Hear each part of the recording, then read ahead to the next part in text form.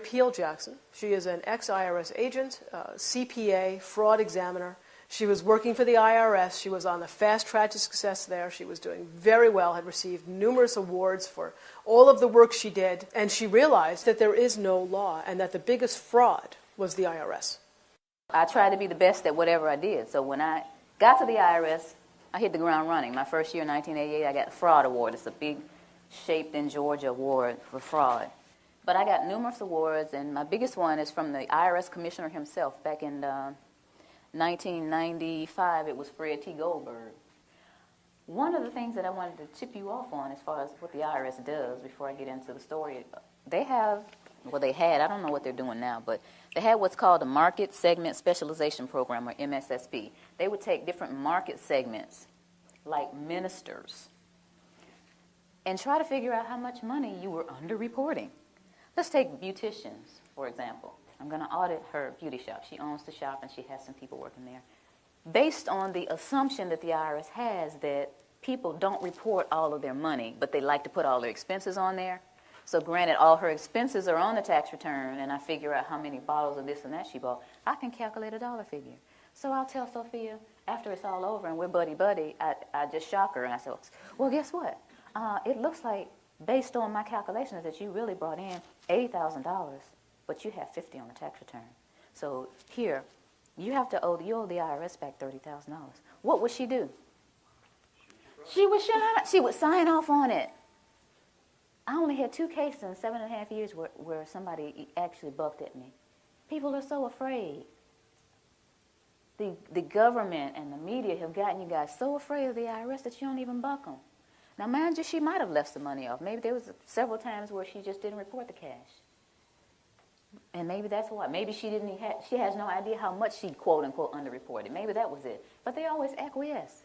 They got one, anybody own a laundromat? They have one that will calculate, based on your water bill, how many loads were washed at your laundromat. And the point to all of this is what they do to people, and people just acquiesce to it. When I quit the IRS in 1995, and after maybe a year of being Jim Cleaver and realizing that that was just not me, I hung my shingle, which in accounting terms or business terms is you start your own business. Now, you know that picture of Uncle Sam, the one that says Uncle Sam wants you? I used that same picture, and I had it really big, and I says, Uncle Sam wants your money, but I'm a former IRS agent, and I'm going to show you how to get it back. You know, the people came running. And then these people start coming to me saying, I keep hearing that we're not supposed to pay tax. Or I keep hearing that the tax law is a fraud. And like I said, I was raised differently. I never would look at that person and say, you're a cuckoo. I wouldn't even think it. It was like, okay, you know, in this back burner back here, I would think to myself, okay, there's some people out there that actually think that the income tax doesn't apply to us, or it's a fraud, or it's being misapplied. But I didn't do anything about it because, remember, I'm rolling around with my little businesses and whatnot.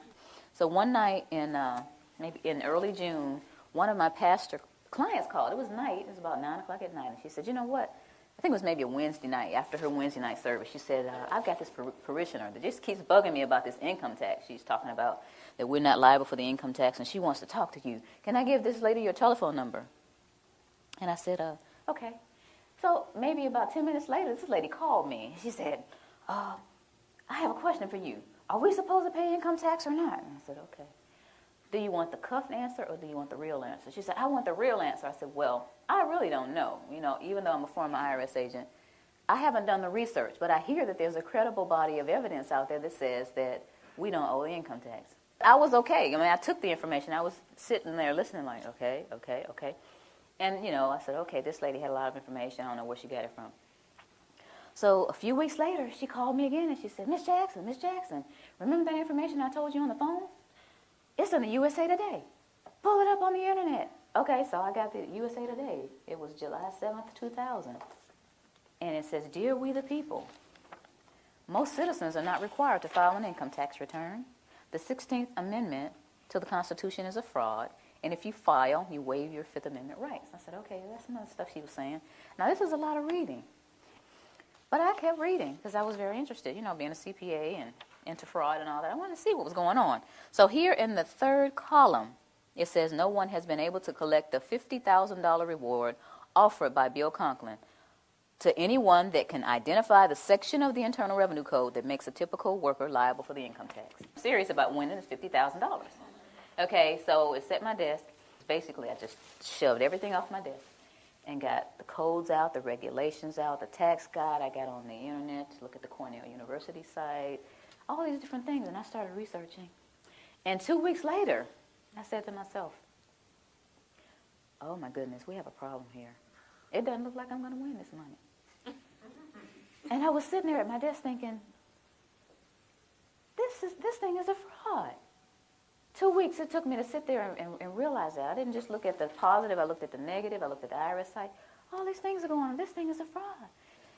Being a CPA and a former IRS agent, I sat there at the desk, I was by myself, and all these thoughts started going through my head. The first thought was, now I'll finally open up the codes and regulations. Because see, at the IRS, they trained us with these little guides. We didn't use the codes and regulations. We would get one of these, and you would have to read it, understand it, and pass this little test. And all these little guides that I got, I read them, and I made A's on all my tests. And I thought, and I guess the rest of the agents in training thought, that the information that was in here was the same that was in those thick codes and regulations. But it's not necessarily the same. The things that are in these training manuals are not necessarily the same thing as in the codes and regulations. I learned that in my studying. In the time that I was doing the research, I also learned about the pocket commission. And I'm going to let this go around the room, but y'all got to give it back. This is the outside that I purchased of the pocket commission that I had. And before I left, I had the sense of mind to make a copy. This is the little badge I used to flip out at people and say, give me your books and records. Give me your bank statements. Give me all your credit cards, And, people, okay, here.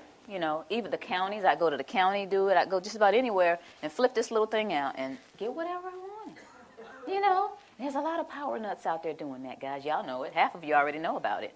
There's an enforcement pocket commission, and there's a non-enforcement pocket commission.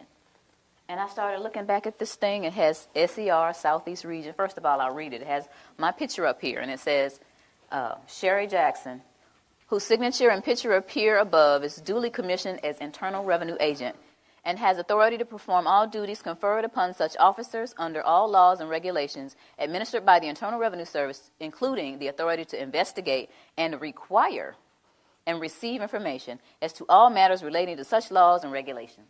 And it has SER and some other numbers and an A. And based on this Internal Revenue Manual, A means administrative. So I'm an administrative clerk out there on the front lines. And I'm an administrative clerk with a non-enforcement pocket commission. Okay, so I'm starting to get angry here. Starting to think about I had to take bribes and get little tape recorders taped to my body and the little microphones on me and go in and take bribes from people. But, thinking about stuff like that, they got me out here and I'm thinking I really have authority. And this is administrative, non-enforcement pocket commission. That was one of the other things I thought about. And then I thought about, and I found out, this is another issue, a levy versus a notice of levy. This is something that I didn't deal with a lot because I was an agent and I just assessed the tax. I wasn't a tax collector. I just assessed it. So this is a notice of levy. And someone said, hey, this is a notice of levy. This is what the banks get or your job or whatever.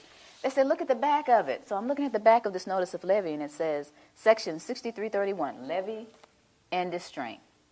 And then it says B and C. And I'm thinking, it starts off with B? What happened to A? So I looked up A. And here's A.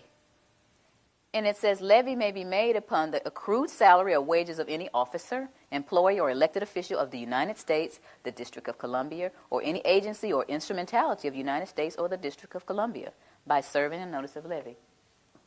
I'm thinking, but that's not most people.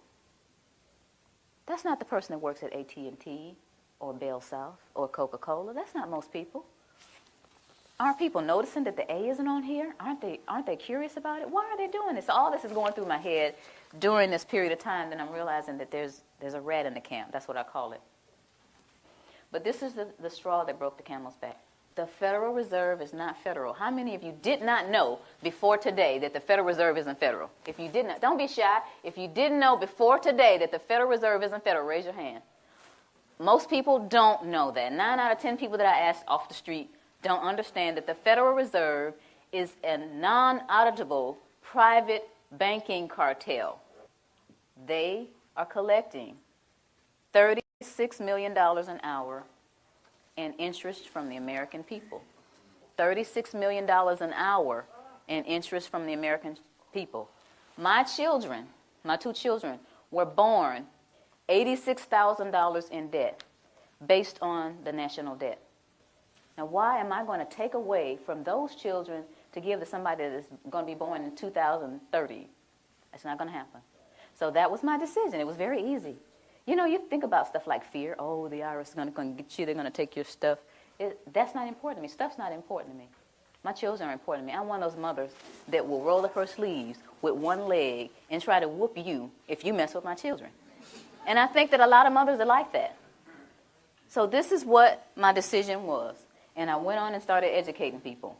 One of the things that people asked me once I made this decision and started talking about it, how are we going to run the country without the income tax? I don't know how much Dan got into it, but the Grace Commission report that Ronald Reagan put out in 1984, says that none of the money collected in income tax goes towards running the country.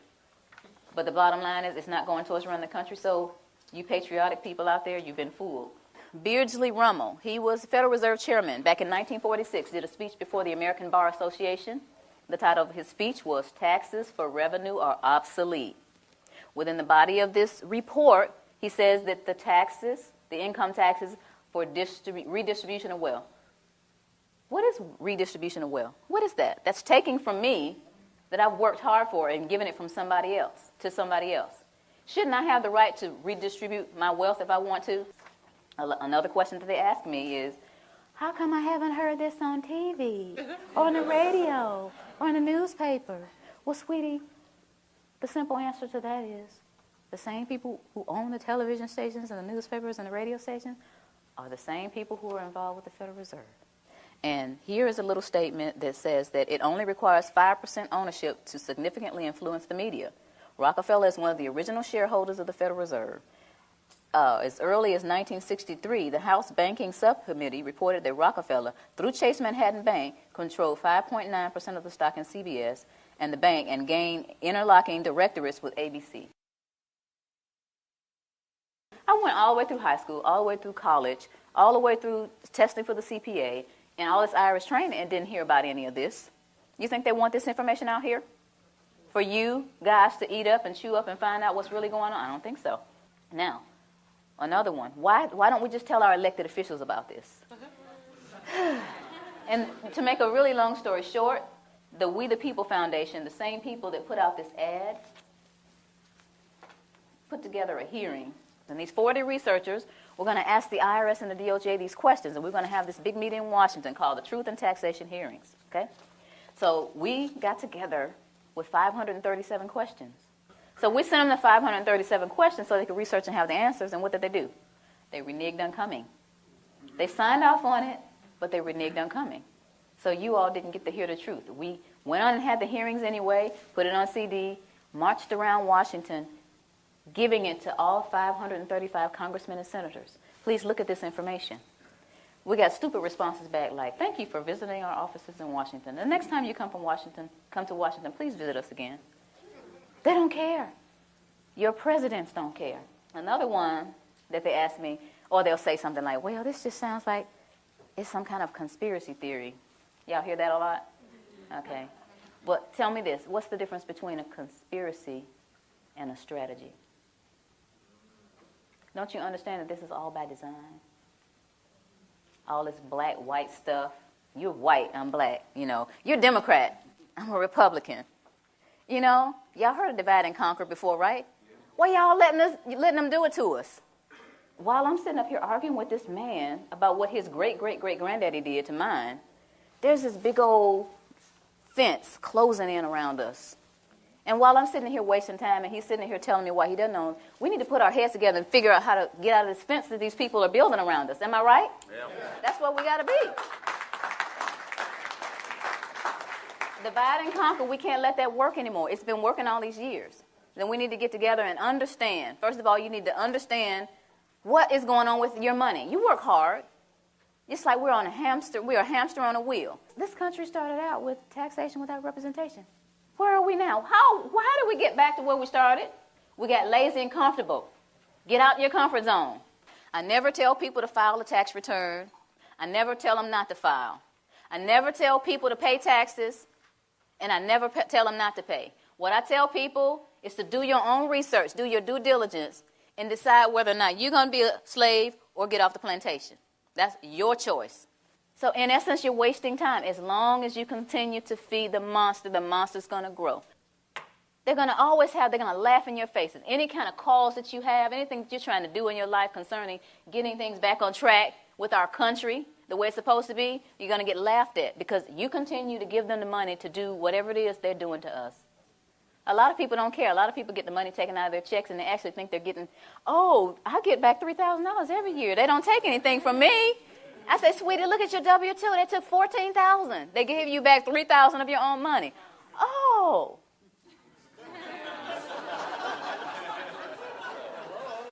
But the point is, if each of us understands where we are, who we are, and tries to do something about it, then we're going to get somewhere. This is a great country, but it's off track. And who's going to get it back on track? Yeah. Thank you. Thank you all.